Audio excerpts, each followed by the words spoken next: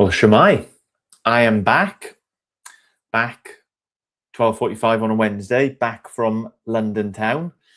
Couldn't connect to anything last week. I was in the middle of a session in a conference with a great bunch of people looking at Luke's Gospel, being inspired, being encouraged, being equipped. So I hope if you tried to join in but didn't find me, you prayed for me, as well as continuing to pray anyway for Cantigymru and the vision of seeing 100 churches planted across Wales over a 10-year period. A couple of years into that, and many churches already planted, established, celebrating baptisms and growth in God's kingdom. So we get, if nothing else, this afternoon to give thanks to God for all that he is doing through those churches already, but also a vision and a mission that is still yet to be fulfilled, and one really that I think with the eyes of faith should only be the beginning of what we're praying for Wales. 100 churches might be beyond our hopes and dreams, but really isn't enough for the glory of God. Wales is a nation with so many places without like that living, vibrant witness and worship to him. And he is a God who deserves to be acknowledged, a God who deserves to be enjoyed and praised like throughout his created universe. No less all of the places people call home in Wales. So we are praying, giving thanks to God for what he has already done. We're going to be praying, seeking him to fulfill this vision of 100 churches, that number to be filled up by the time 10 years passes. But like more than that, more than just the planting of churches, what we're about is praying that his kingdom would be coming in Wales as it already is in heavenly places. That means his rule, his reign, his glory, present and known and experienced and enjoyed by countless people. So to do that, we're going to turn to the Psalms. The last time I was on here, that was 2 Wednesdays ago, we began Psalm 18. There's quite a long psalm, and I prayed through it a little bit differently. Instead of just reading it and reflecting on it and then using that to inform the prayer, like I read it, and as I was reading it, I stopped and prayed the sorts of things that were coming out of the Psalms for this vision of seeing churches planted, for God's kingdom growing, for specific churches in Llandyssil and the Llŷn Peninsula and Carmarthenshire, and for our own town of Amford. And particularly thinking that we're going to be moving back with our Sunday services to Amford within the next 2 weeks as well.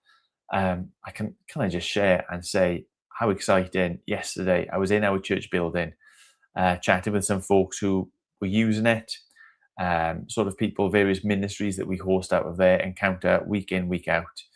And 2 different people are expressing like the excitement that the church was moving back to Amford, because it meant that they were now going to be able to come to church, and they never had come to a church service with us. So that's the sort of thing that we're really excited about. That's the sort of thing we think that God is doing in Amford, calling us back to Amford.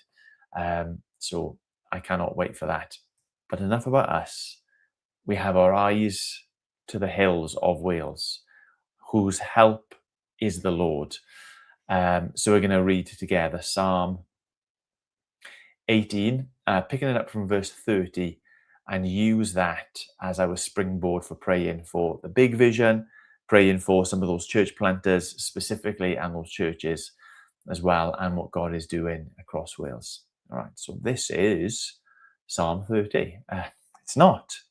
Psalm 18, verse 30. As for God, his way is perfect. Lord, we have our plans. We have our schemes. We have our ideas and our dreams. And we ask that they would be all those things from you. Lord, your way is better. Your way is perfect. We've experienced even in our own church life recently, Lord God, a feeling that call and that pull and that draw back to Amford itself. But we've wanted to try and figure things out. Have this, have that. And Lord, in the end, you've had to kick us up the bum and move us out, because you have a plan. You have a purpose. You have a way which, without question, without doubt, is better, is perfect. And so as we plot and we scheme how churches could be planted here, congregations established there, folks trained up and released in other directions, Lord, I pray that the vision that we have, I pray that the ideas and the schemes that we have will ultimately be coming from you. Lord, I ask that your people would be given over to listening to your voice, to following your prompting, to walking your ways. The Lord's word is flawless, and he shields all who take refuge in him. And Lord, we acknowledge that life in this world is a battle. Lord, that there is you, our God, who is good and perfect and righteous and just. But then there are those who oppose you, like willfully oppose you, Lord God. Oppose you in their ignorance, Lord God, but oppose you and your work and your people nonetheless. Oh, how I thank you that your people are never without a refuge, that your people are never without a shield, that there is comfort, there is care, there is protection for all who are seeking you, who are following you, listening to your voice, following your way. Why, Lord God, what a promise that we do these things, we live this way that puts a target on our back, and yet you cover us. Head to door, you protect us, you shield us, you give us that place of safety. Lord, what a thing to celebrate today, that even when we are opposed, even when we are persecuted for your name's sake, even when we are treated unjustly, all we are doing is following in the footsteps of Christ, those footsteps which lead to the Father, which lead to glory, which lead to life eternal with you. Lord, give us this perspective. Who is God beside the Lord? Who is the rock except our God? Lord, we have this knowledge, we have this experience, we have this reality that you are our God. And that while there may be other authorities, while there may be other strong organizations, there may be things, principalities, strongholds which oppose you and therefore by default oppose us. Lord, none of them are you. None of them are God. None of them are a rock except you. So clarify in our minds, Lord God, that you are the mountain and those other things are the molehills.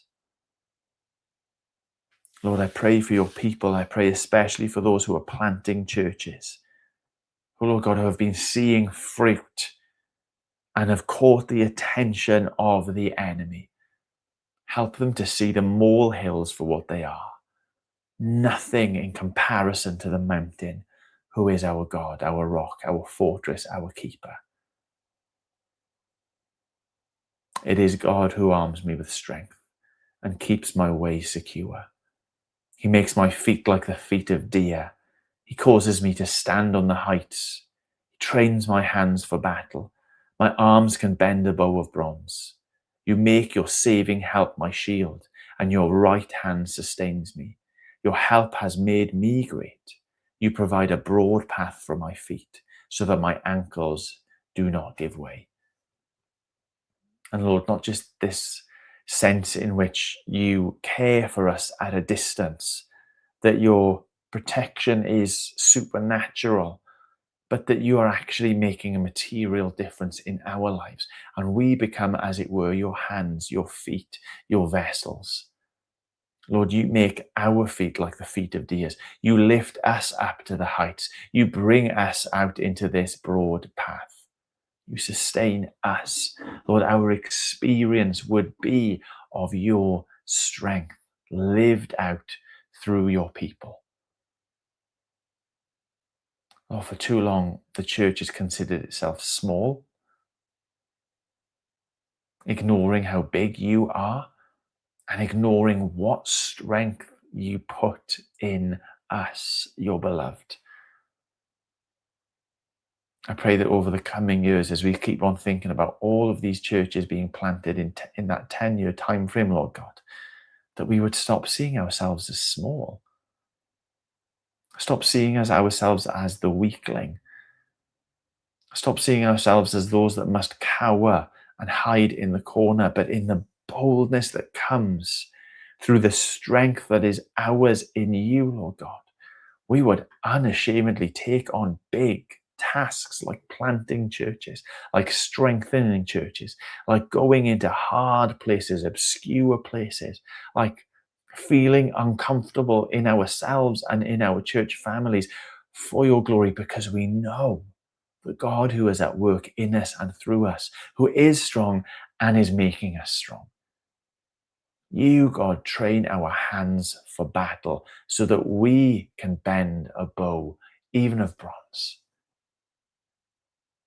Lord, you are placing strength amongst your people. You are our rock, you are our refuge, you are our strength, but you make us strong in Christ. So I pray for those who are gathering under the name, the banner of Ffynnon in Llandyssil. Lord, not that they would just know a strong one, they would know your strength in them. We pray for those who are gathering under the banner of Noddfa up in the Llŷn Peninsula. Lord, that you would make them mighty for the work that you have called them to. Lord, I pray for those who are gathering under the banner, under the name of Freedom Church in Crosshands, Carmarthenshire. Lord, that they would know your power at work in them, amongst them, and through them. That they would not be ashamed of what it is that you have provided, that you have put in place in those people. Lord, I pray that you would help us here in Ammanford just to know, not the things that we don't have. We're so easy and so quick to list the things that we do not have, but the things, the strength, the power that you have given us. And that in your wisdom, in your training, in your insight, we would be putting them to work for your glory. Oh God, and what glory does this psalm turn to? Should our eyes turn to? I pursued my enemies and overtook them. I did not turn back till they were destroyed. Lord, that we would have this attitude that where there is unbelief, Lord God, where there is hatred of you, that we would not rest until it is overtaken. That sin and Satan and selfishness and death itself lived out in so many lives in our communities, up and down and across Wales, oh God, we would not rest until those enemies are overtaken and destroyed.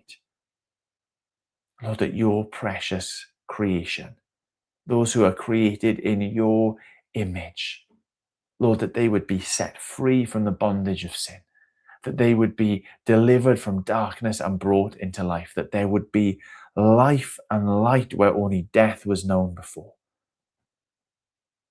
Lord God, give your people stamina and a perseverance and a confidence that this is a fight that can be won. And the strength that you have and the strength that you give us. Lord, that your enemies would be crushed so that they could not rise, that they would fall beneath the feet of your people, the church. You have armed us with strength for battle. You have humbled our adversaries before us. You have made our enemies turn their backs in flight, Lord God, and that we would seek to rid this land of darkness, of ignorance, of disbelief, of hopelessness, of anxiety and worry, and in their place, Lord God, deliver life, peace, and joy that is in you. Beat them as fine wind-blown dust, trampled them like mud in the streets. You have delivered me from the attacks of many people. You have made me the head of nations. People I do not know serve me. Foreigners cower before me. And as soon as they hear of me, they obey. They lose all heart. They come trembling from their strongholds. Lord, that your church, your witness, your people would be seen and heard and like listen to in this land once again.